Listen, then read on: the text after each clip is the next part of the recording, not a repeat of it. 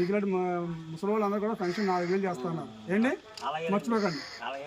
అలాగేనండి అనకండి. నాకు ఇప్పుడు 70 అవుతుంది, 70 సంవత్సరాలుగా ఆలోచించలేదు, ఏది కూడా అవ్వలేదు. ఇది కావాలండి, దారి కూడా అవ్వలేదు. అది కాదండి.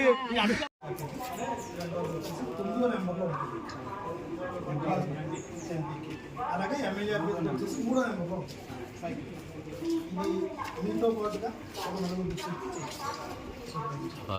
జై బీజేపీ, జై బీజేపీ, జై జనసేన, ఉదయ శ్రీనివాస్ నాయకత్వం, సత్యప్రభ నాయకత్వం, పవన్ కళ్యాణ్ గారి నాయకత్వం, చంద్రబాబు నాయుడు గారి నాయకత్వం, మోదీ గారి నాయకత్వం.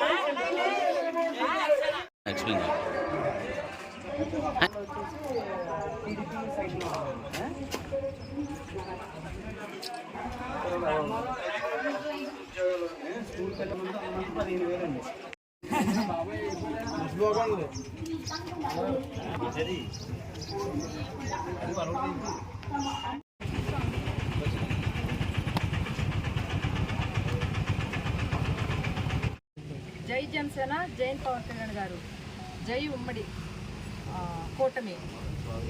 నేను గౌతు లక్ష్మి, పార్లమెంట్ ఎన్నికల నిర్వహణ కమిటీ సభ్యురాలు. ఈరోజు ధర్మవరం గ్రామంలో నాగం శేషారావు గారి ఆధ్వర్యంలో ఈరోజు మన జనసేన పార్టీ మన గాజు గ్లాసు అలాగే మన ఎంపీ ఉదయ శ్రీనివాస్ అనే నినాదంపై ఇప్పుడు ప్రచారం జరుగుతూ ఉంది. ప్రజలందరూ ఒకటే తెలుసుకోవాలి, పోయిన 5 ఏళ్లలో ఈ వైసీపీ ప్రభుత్వం ఎలాంటి అరాచకాలు చేసిందో అవన్నీ మళ్ళీ పునరావృతం కాకుండా ఇప్పుడు ఈ పవన్ కళ్యాణ్ గారికి చెప్పినట్టుగా మన పిల్లల భవిష్యత్తు మీద ఒక 20 సంవత్సరాల పాటు మనం భవిష్యత్తు గురించి ఆలోచించి ప్రతి మహిళలు అలాగే ప్రతి ఒక్కరు ప్రతి యువత కూడా ఆలోచించి మన గాజు గ్లాసుని గెలిపించుకోవాలి. అలాగే మన ప్రతిపాడు ఎమ్మెల్యే అభ్యర్థి శ్రీ సత్యప్రభ రాజా గారిని ఎమ్మెల్యే అభ్యర్థిగా సైకిల్ గుర్తునే ఓటేసి గెలిపించాలి. ఇప్పుడు మేము అందరం ఇక్కడ ప్రచారం చేసేది ఏంటంటే మన పవన్ కళ్యాణ్ గారి ఆశయాల్ని మనం అందరం నిలబెట్టే విధంగా దీన్ని ప్రతి ఒక్కరు. ప్రతిపాడు మండలం ధర్మవరం గ్రామంలో అలాగే రౌతుపాలెం గ్రామంలో కూడా మేము ప్రచారం నిర్వహించడం జరిగింది.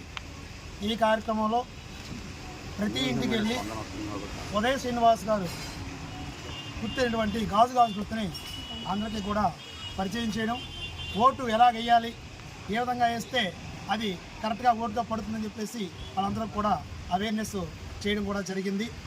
అలాగే మన ఎమ్మెల్యే అభ్యర్థి అయినటువంటి సత్యప్రభ రాజా గారి యొక్క గుర్తు సైకిల్ గుర్తు, ఆ గుర్తును కూడా మేము ప్రజలంతా కూడా వివరించడం జరిగింది. ప్రజలందరిలో కూడా మేము గత 4 రోజులుగా ఈ ప్రచారం నిర్వహిస్తున్నాము.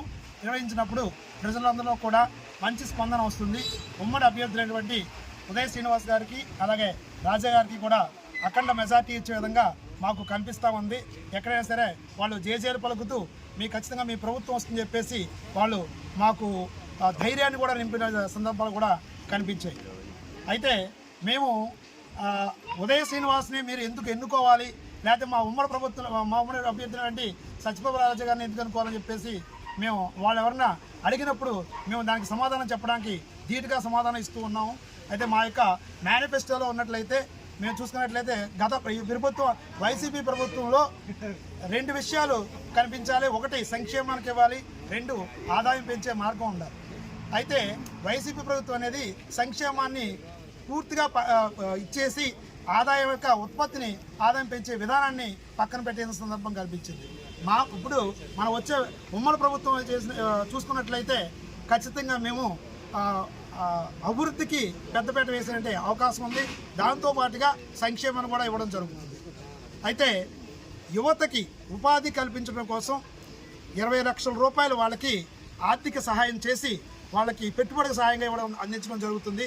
అదేవిధంగా ఏదైతే ఈ సహజ వనరులు పెంచడానికి అంటే మౌలిక సదుపాయాలని అభివృద్ధి చేయాలని చెప్పేసి అలాగే రాష్ట్రం యొక్క స్థూల ఉత్పత్తిని పెంచాలని చెప్పేసి మేము మేనిఫెస్టోలో చేయడం జరిగింది.